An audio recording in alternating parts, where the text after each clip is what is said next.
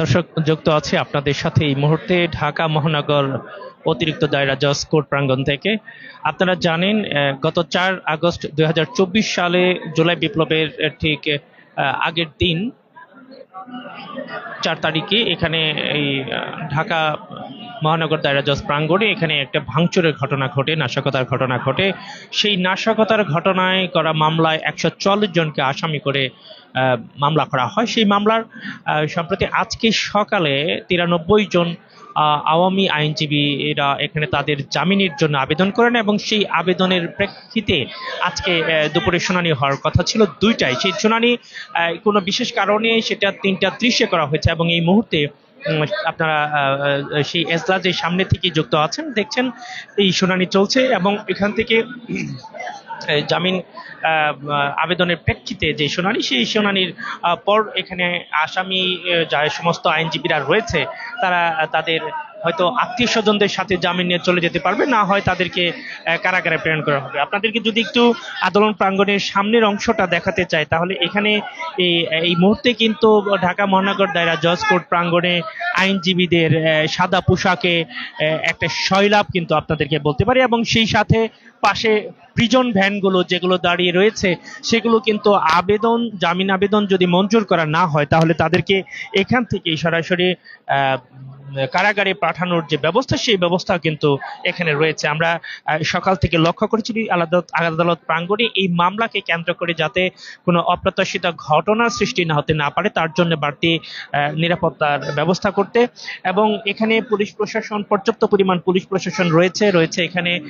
আসামির আইনজীবীরা তারা এই মুহূর্তে এজলাসের সামনে, সংখ্যায় তারা বেশি হওয়ার কারণে কিন্তু এই প্রচন্ড গরমের মধ্যে তাদেরকে কষ্ট করে খুব গা ঘেঁষে ঘেঁষে তাদেরকে অবস্থান করতে হচ্ছে, এবং এখানে রায় শুনানিতে যে বিচারক রয়েছেন তিনি প্রত্যেকটা আসামি আইনজীবীদের নাম ধরে ধরে ডেকে ভিতরে নিচ্ছেন এবং তাদেরকে সেখান থেকে জামিনের বিষয়টি নিশ্চিত করছেন। যদিও আমরা এখানে আনুষ্ঠানিকভাবে এই রায় সম্পন্ন হওয়ার পর আমাদেরকে জানানো হবে।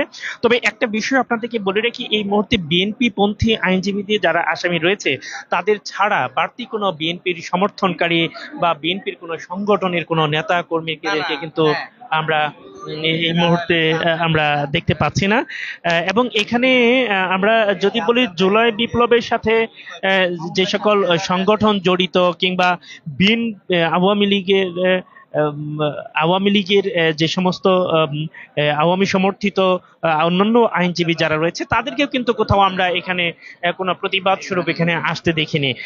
এখানে এই আইনজীবী যারা আসামি রয়েছে তাদের মধ্যে কিন্তু অন্যতম সাবেক বারের যে সভাপতি, সেক্রেটারি, তারাও কিন্তু এখানে এই মামলার আসামি রয়েছেন। তাদেরকে আমরা আদালত প্রাঙ্গণে কোথাও দেখিনি, যদিও আমরা একাধিক উৎস থেকে নিশ্চিত হয়েছি যে তাদের বিরুদ্ধে বিভিন্ন জায়গায় একাধিক মামলা হওয়ার কারণে তারা কিন্তু এখানে জামিন আবেদন করার জন্য আসেনি, তারা গা ঢাকা দেওয়া অবস্থায় রয়েছে। তো মোটামুটি পূর্ণাঙ্গ শুনানি শেষে কিন্তু আমরা আপনাদেরকে বিস্তারিত যে তথ্য, সেই তথ্যগুলো আমরা দিতে পারবো। আরেকটা জিনিস দর্শক বলে রাখি, এখানে এই আজকের যে জামিন আবেদন এবং জামিনের আবেদনের প্রেক্ষিতে যে শুনানি, সেই শুনানিকে কেন্দ্র করে কিন্তু একটা চরম উত্তেজনা বা টানটান একটা ভাব যে আদালত প্রাঙ্গণে রয়েছে, সেই বিষয়টি কিন্তু আমরা আপনাদেরকে বলতেই পারি। তো আনুষ্ঠানিকভাবে আমাদের সাথে বিস্তারিত জানার পরে দর্শক আপনাদেরকে জানাতে পারবো। ততক্ষণ পর্যন্ত আপনারা আমাদের সাথেই থাকুন, সঙ্গেই থাকুন।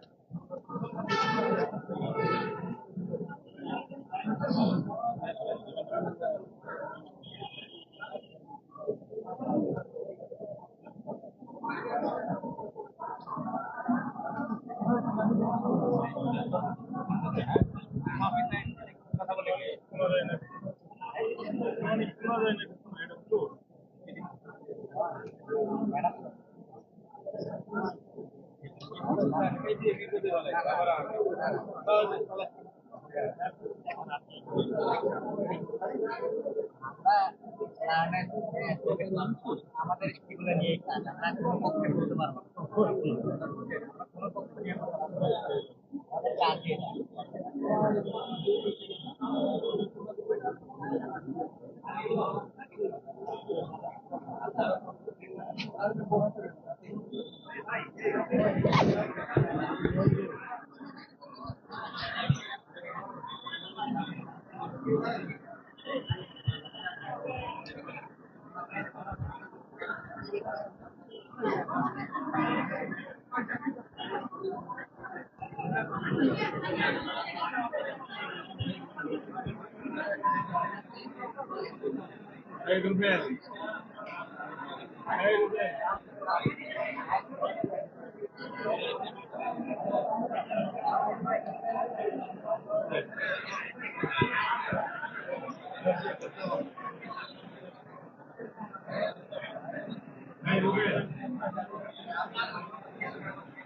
চৈত্রের অস্বাভাবিক গরমকে সহ্য করে কিন্তু আমরা এজলাসের সামনে আইনজীবীদের অবস্থান দর্শক আপনাদেরকে দেখাচ্ছি।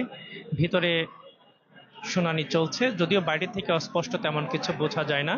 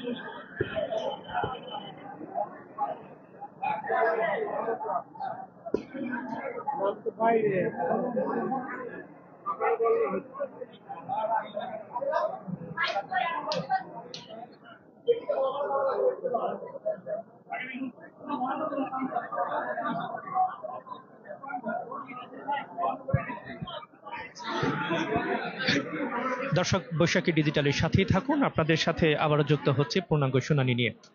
ধন্যবাদ।